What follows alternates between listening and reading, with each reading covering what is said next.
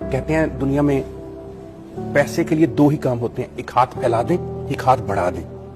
गरीब हाथ फैला देता है, अमीर हाथ बढ़ा देता है। मैंने ऐसे ऐसे लोगों के घरों में खाना खाया है कि जिसमें अगर नमक या मिर्च या मसाला कम है, पूछा कम है, कहा जितना था डाल दिया। हबीब जालब के घर गया मैं अपने उस्ताद जुबैर राना के साथ। हबीब जालब के घर, इतना बड़ा शायर और आदमी। मैं छोटा था लेकिन अकल तो अल्लाह ने दी थी। मैं बैठा, हम उठने लगे। हबीब जालब साहब ने कहा, जुबैर राना चाय पी के जाना। उन्होंने कहा कोई बात नहीं, पी के जाना। आवाज दी, भाई चाय भेजना। फिर बैठे बातें करते, फिर उठने लगे, नहीं चाय पी के जाना। फिर आवाज दी, चाय भेजना। फिर आवाज दी, चाय भेजना। फिर आवाज दी। अल्टीमेटली 1 घंटे बाद उठ के गए। तो जानते अंदर से क्या आवाज आई?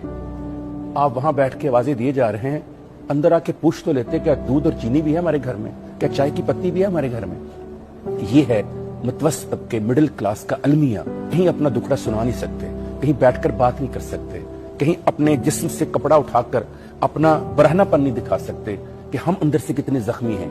ये वो गुलाम अब्बास के ओवरकोट का किरदार हैं, कि जिसने बाहर से तो कोट पहनकर मॉल रोड पे घूम रहा होता है, और जब गाड़ी के नीचे आता है, हॉस्पिटल जाता है और उसका कोट उतारते हैं, नीचे फटी हुई बुनियान होती है, फटी हुई 4 मुख्तलिफ रंगों की जराबें होती हैं, फटी हुई पैंट होती है, और पैंट में बेल्ट की जगह नाला डाला होता है।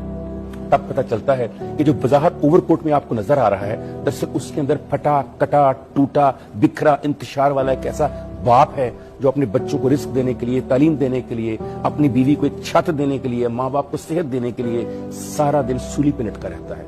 मरता है रोज मगर मर भी नहीं सकता। आपको पता है गरीब को बहुत ज्यादा मसला हो, खुदकुशी करके मर जाता है। मिडिल क्लास मरता भी नहीं है। पता क्यों? कब्र बहुत महंगी है। इस लाहौर में 25,000 से लेकर 25 लाख तक की कब्र है। मरना आसान है कोई? मैंने एक बंदे से जुमले सुने अपने दफ्तर में, मुझे लगा अभी जमीन फटेगी तो मुझे कुछ हो जाएगा।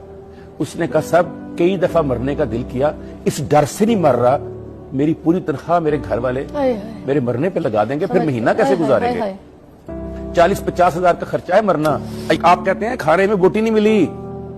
जिनके घर में गया अफसोस करने, जनाजा उठाने 40वें पे और कुल पे, उन्होंने गोश्त नहीं दिया, उन्होंने बोटी नहीं दी, उन्होंने बिरयानी नहीं दी, वो मर गया सैलरी कमाते हुए, और पीछे जो छोड़कर गया इन्होंने खाना भी नहीं दिया।